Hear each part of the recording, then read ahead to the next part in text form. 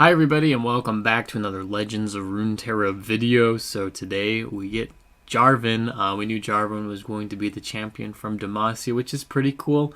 I had a comment yesterday saying that there should be some synergy between Renekton and Jarvan, and I agreed just because Jarvan is a very aggressive kind of champion, very similar to Renekton. He's diving in, so I wouldn't be surprised if Jarvan has some sort of challenger mechanic in his kit that's going to synergize with Renekton.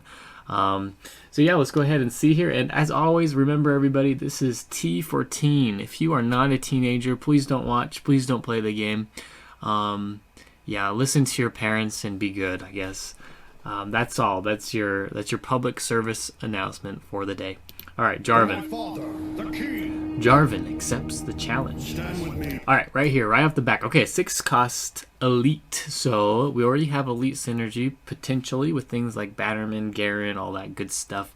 The blacksmith, whatever that guy's name is. Anyway, he's elite. So that is a little bit important. It's a card type here, which would synergize with the allegiance card from Demacia. So there's one synergy already. And Jarvan IV has barrier.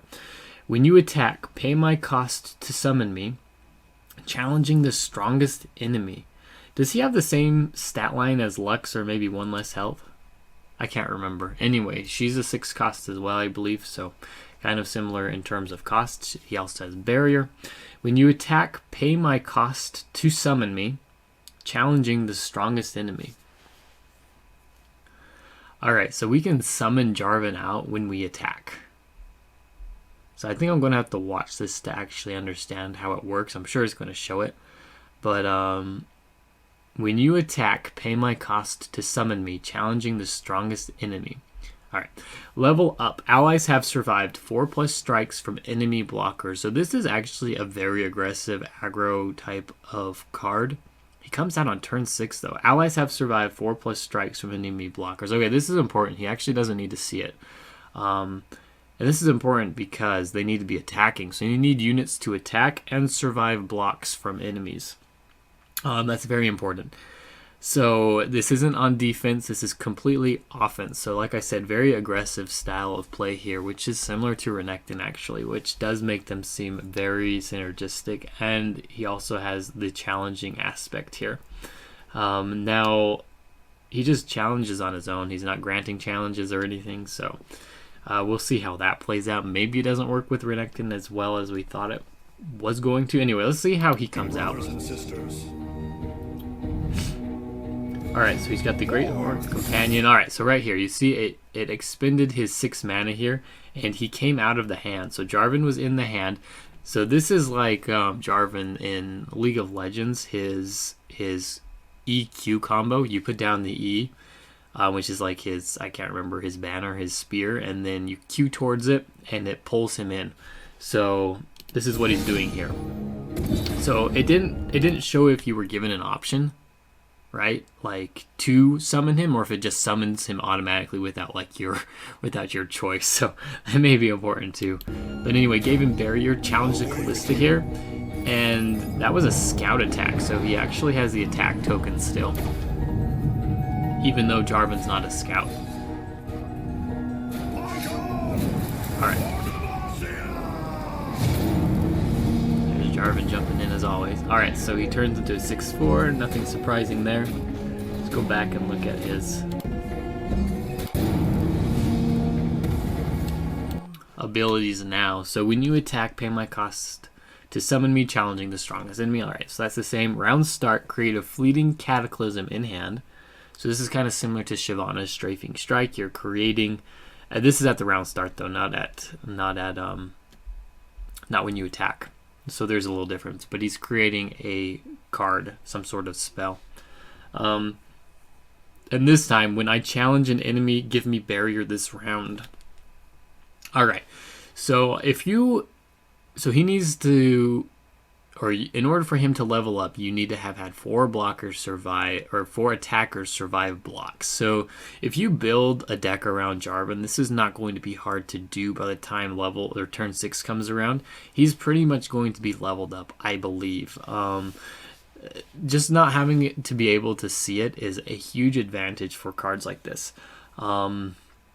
Anyway, and then when he challenges an enemy every round, right, he's going to be giving, when I challenge an enemy, give me barrier this round. So every time he challenges somebody, he's going to be getting barrier. Now, he doesn't have challenger innately, so you're going to have to include cards. If you want him to have barrier, you're going to have to include challenge cards in your deck more than likely. Now, he gets it when you summon him from your hand, but that's it. So yeah, including challenging like cards that grant challenger, I think may be a little bit important here. If you want him to survive, because you'll notice he doesn't really have a huge health stat, especially before he levels up. So there's that. I'm sure they balanced him to the point where he's fair at this point.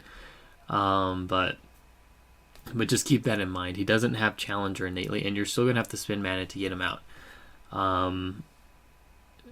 Yeah, anyway, so yeah, his level up condition isn't super hard. Let's see if it will show us what fleeting Cataclysm is.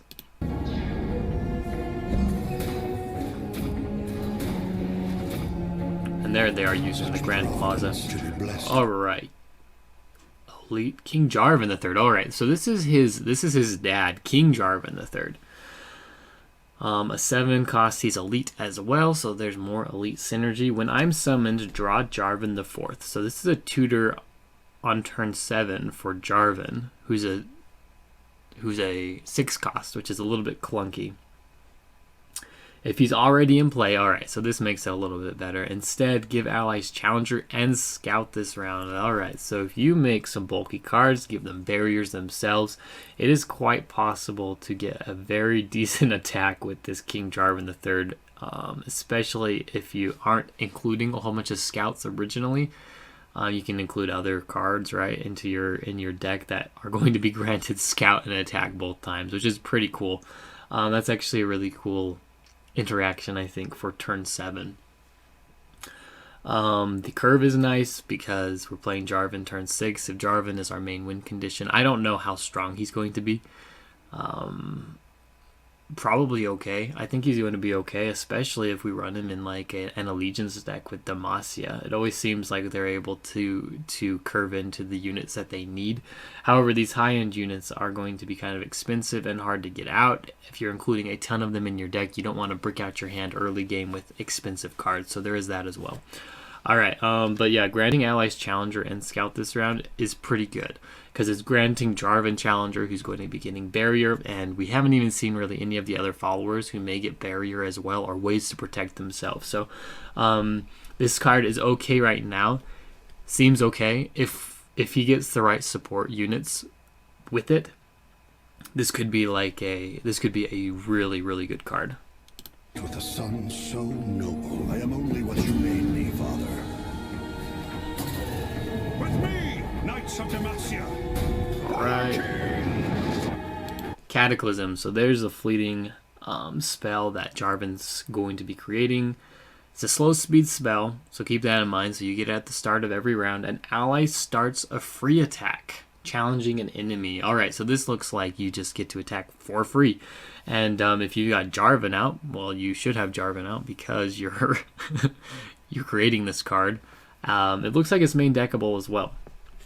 But if Jarvan created it, you have Jarvan out. He challenges an enemy and gets barrier from it. So basically a free attack that costs you nothing. To the flag! So yeah, he gets the barrier.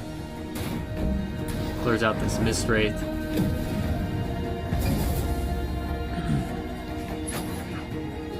And does he get it again? He does. So every time he challenges somebody, he gets barrier, looks like. That's actually pretty strong.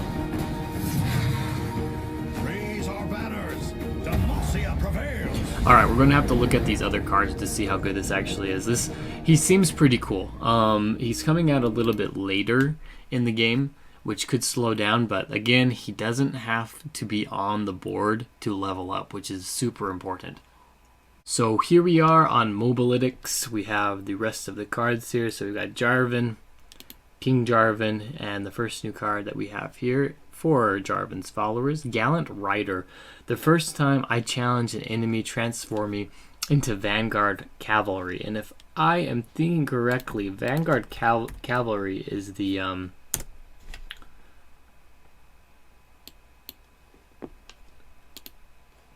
that's the 5 cost 5/5 with tough, which is interesting, like an interesting transformation for this gallant rider. Is it worth it? We turn him into a 5/5 with tough, and I guess he automatically will change into it. I mean, it's probably okay. He's getting an extra keyword plus extra stats for challenge. So I mean, if we pair this up with challenge cards, then maybe it's going to be okay. I really don't know. That's kind of interesting. We haven't really ever seen anything like that. All right, next card here, Golden Aegis. A slow speed 4-cost spell. Give an ally barrier this round and rally. Okay, so this is kind of like a 4-cost relentless pursuit. We are giving an ally barrier. I don't know that this is any better than relentless pursuit, especially if we're running it in a Jarvan deck, because every time Jarvan attacks, when I challenge an enemy, give me barrier this round. So it's every time, not the first time. Every time Jarvan attacks, he's going to be granted barrier. All right, Honored Lord, the first time I challenge an enemy, give me barrier this round. So here we go, the first time I challenge. So very different in terms of how they worded that. So he only gets it once, Jarvan gets it every time, which is interesting. And there's already, we're getting a barrier, so Golden Aegis is already looking less synergistic if we're pairing it in a deck like this. Yeah, you'll notice here as well, we don't have a lot of challenger enablers here. There's not a lot of cards that actually challenge. Now, we saw yesterday in the Renekton release video that vulnerable counts. So if we do pair this with Renekton, all those vulnerable cards and things that we're getting from Shurima, and all the vulnerable cards that we have from Bilgewater as well, are going to be granting vulnerable. Now that's also something else that we could talk about is Pyke. Pyke is supposedly going to be the champion from Bilgewater. Pyke is very similar in terms of like drawing people in and diving in and challenging people with his spears. So we could be getting Pyke this first part of the expansion as well. That's going to synergize well. We've already seen vulnerable cards released to Bilgewater in the past, so I wouldn't be surprised if we get a little bit more challenger this expansion. All right, let's look at this. So 1-cost slow speed spell, Battlefield Prowess. Grant an ally +1/+1. All right, so we can't use this turn 1, so this is a 1-cost spell at slow speed. How is this any better than something like Sharp Sight? A 2-cost burst speed that gives them +2/+2. I think this is overshadowed. Like, we don't really have the need to buff any of our units +1/+1 that early in the game. So I don't know. I think Sharp Sight is just going to be a better card. I doubt this is going to see play. Penitent Squire, the only non-elite. Looks like they're sleeping on the job. When I'm summoned, if you behold an elite, so we got a behold condition here, create a tattered banner in hand. All right, tattered banner, the token card. The next time you summon an ally this round, grant it challenger. Very similar to that Nightfall card, where the next card you summon has spell shield for the round. Very similar to that. This is kind of the same sort of idea here, where we're going to be granting our next card, and we got synergy with challenger here as well, and with Renekton. So yeah, it does look like these cards are going to fit well with Renekton. I'm pretty excited for Jarvan. He looks pretty cool. The level up is fairly easy, I think, to accomplish, and so getting him out with barrier and challengers wouldn't be, and leveled up is probably going to be very easy. We could include barriers in the deck for to protect our units with things like the Bright Steel Protector. You could pair this with Shin. You could pair this with Scouts. There's just a lot of potential for this deck and for this style of play. And Demacia in general has been kind of vanilla in the past. This actually makes it a little bit more interesting, I think. They are still kind of very straightforward and, like attacking, challenger, barrier, that sort of thing. But this, I think, is introducing a lot of different play styles that we're going to be able to pair this with. So I'm pretty excited for Jarvan. It looks cool. Level up was pretty cool. His followers seem pretty cool, especially King Jarvan III, if we can get that to work.